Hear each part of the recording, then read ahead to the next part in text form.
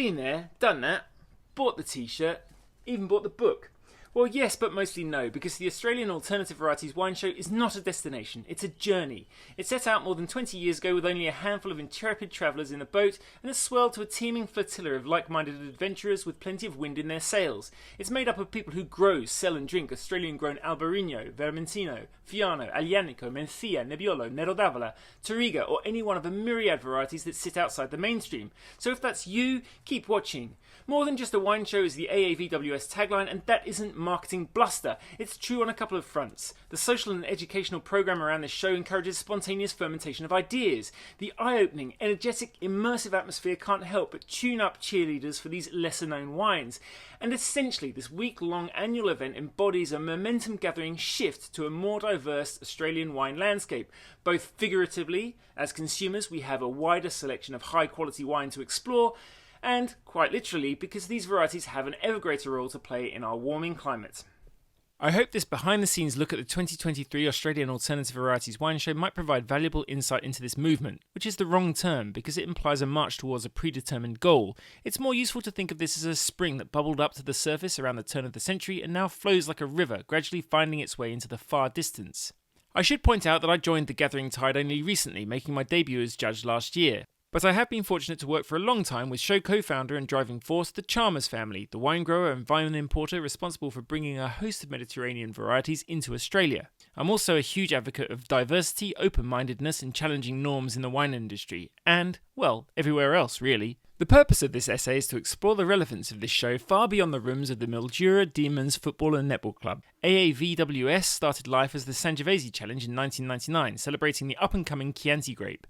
It came back a year later as the Italian Varieties Wine Show before throwing its arms wider to embrace all outsiders from 2001 as the Australian Alternative Varieties Wine Show. Alternative to what, you might ask? Well, historically, Aussie wine wasn't the model of a multi-viticultural society. The wine grapevine, Vitis vinifera, is not native to this country. As the 20th century wore on, our vineyard came to look increasingly white. Not white as in wine, white as in same, dominated by an elite set of grape varieties hailing mostly from France, with Shiraz, Cabernet Sauvignon and Chardonnay leading the way. It may surprise you that even in 2023, some 56% of the Australian grape crush came from those three giants alone. All three have been known to make a nice wine or two, so what's the problem? Well, first, it does little to recognise the climatic diversity of Australia's regions, which range from just about cool to downright hot. And of course, that climate is changing, making the increasing dominance in the 1990s of French varieties. Bear in mind that the coolest parts of Australia almost mirror the latitudes of the warmest parts of France, even more misplaced. And then there's the diversity of what we actually consume. 3 grapes, that's like limiting ourselves to an eternal meat and 2 veg menu. What's that to the myriad ingredients, dishes and cuisines we enjoy? And we don't even need that analogy to know that with the luxury of so many dining options, a corresponding range of wines is apt to make the most of them. Although we're fortunate to enjoy a cornucopia of imported wines, and I'm sure we'll never tire of enjoying the unique conditions that conspire to give us our Pouligny, Pauillac or Pouilly Fumé, surely it makes sense to use our vast and varied land to grow our own diversity. And beyond these practical considerations, what of the broader value of challenging orthodoxy, thinking beyond the here and now and wondering what else might be possible? And that encapsulates the spirit of this show. So here's how it works. Judges, a mix of winemakers, sommeliers, wine writers and the like, assemble in Mildura in early November with 2 full days of early rounds before Trophy Judging Day. As in any wine show, we have a range of classes, only here you'll see none of the big guns in a varietal lineup. No Shiraz, Cabernet Sauvignon, Merlot, Pinot Noir, Grenache, Chardonnay, Sauvignon Blanc or Riesling. Pinot Gris is an interesting one. Ubiquitous today, it was a total outlier back at the turn of the millennium. It has long since flown the alternative coupe, and indeed, the AAVWS plays a significant role in propelling these varieties into the mainstream spotlight. AAVWS follows the format of a typical wine show. Wines are arrayed in various classes to be assessed by a panel. We have 4 panels here comprising 4 people, panel chair, 2 judges and an associate judge. When we say classes, you have, say, sparkling, sweet and rosé, but of course the base of these will be an alternative grape or grapes. The varietal classes are made up of either grapes that are new to Australia or those that are well established but only in small numbers. For whites in the former category, you'll have the likes of Arnese or Pecorino from Italy, Albarino from Spain, Arinto from Portugal and Grüne Veltliner from Austria. In the latter camp, the likes of fringy Frenchies like Marsanne, Roussanne and Viognier. Grapes hailing from Italy and Spain rule the reds: Nebbiolo, Sangiovese, Barbera, Montepulciano, Nero d'Avola, Tempranillo, Graziano, Mencia, Monastrell and more.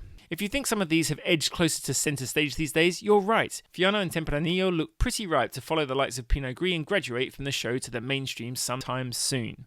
At the other end of the spectrum, the fringiest of the fringe will appear in a mixed bag other varieties class. Plenty of interesting outliers crop up here: Aranel, Assyrtiko, Carmenere, Kerner, Falanghina, Friulano, Garganega, Greco, Schiopettino, Scheurebe, Verdicchio, Verduzzo.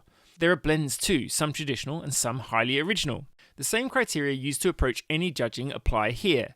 Wines are tasted blind and scored out of 100. A consensus score of 95 or higher wins a gold medal, 90 to 94 gets you a silver, 85 to 89 a bronze. Judges weigh, beyond the wine's cleanliness and integrity, the balance, length, complexity and intensity of what's in the glass. As for varietal typicity, it's not necessary to be an expert on these sometimes esoteric grapes in order to read the wine. Still, this is a forum that allows, nay encourages, discussion and learning.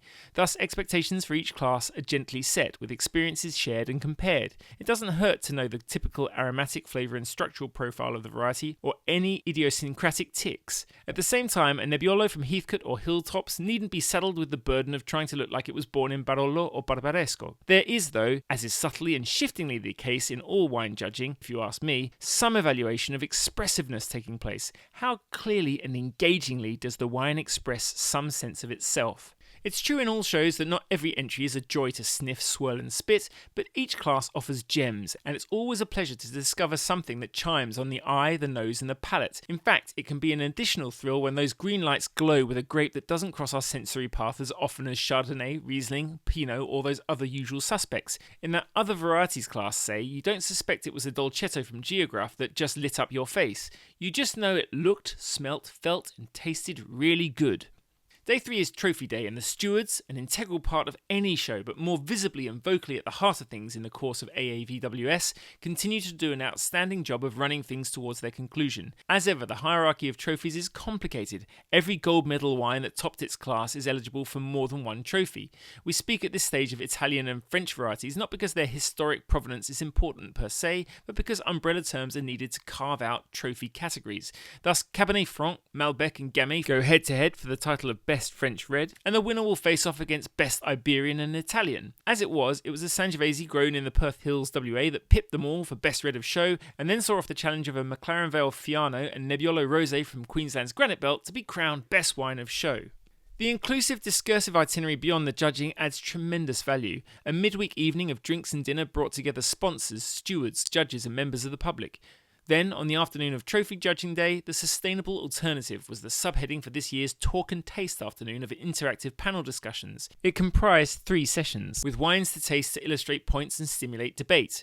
It kicked off with a talk called Setting the Standard, about the growth of the Sustainable Winegrowing Australia programme, which is administered by the Australian Wine Research Institute with support from Australian Grape and Wine and Wine Australia. This was followed by a session entitled Varieties for Varied and Variable Climates, and culminated with a conversation called Wine for the People, focusing on the relevance of alternative varieties and indeed the issue of sustainability among the general public. Judges and special guests sat on the panels, including Chair of Judges Leanne Altman and International Judge Jeff Porter, a Texan ex-Somm who jetted in from Brooklyn and is an Italian specialist at Wine Enthusiast magazine. The final day began with an extremely well-attended exhibitors tasting, with wines unveiled and arrayed by class and exhibit number across the tables of the Mildura Demons club rooms. It's a chance for judges to see the wines behind their scores and to taste wines they didn't judge. Looking ahead too, what a brilliant opportunity to add to our ongoing mental library of alternative varieties reading. For the exhibitors, it's a brilliant opportunity to benchmark their wines against others and, most importantly I think, to be part of the show and to see their work in the context of this collective effort at improvement. Still to come is a joyful culmination of all of this, the famous long lunch. Given that we're in Mildura, for the locals involved close enough to walk, for the rest of us too far from home to do anything but stay, we're in for a penny, in for a pound. In other words, it's time to celebrate in the sunshine. An important observation here, we're far inland, some 550 odd kilometres from Melbourne in a warm, dry region on the vast Murray River. It's an area whose heavily irrigated soils have grown oceans and oceans of, say, Chardonnay, a French grape not naturally suited to this climate. So much as we're basking in the sun, there's a serious point to be made about the aptitude of late ripening, drought-resistant grapes, yep, those so-called alternative varieties, to sustainably produce high-quality wines in a place like this. But back to the fun stuff. Over a thoroughly convivial lunch, the identities of the trophy winners are uncovered and, again, townsfolk and winefolk rub shoulders while enjoying fine Australian produce paired with delicious wines from the alternative realm. An air of warmth and optimism pervades the room as we're all taken on the tide of this flowing alternative river as it continues its journey towards, we hope, a bright future for Australian wine.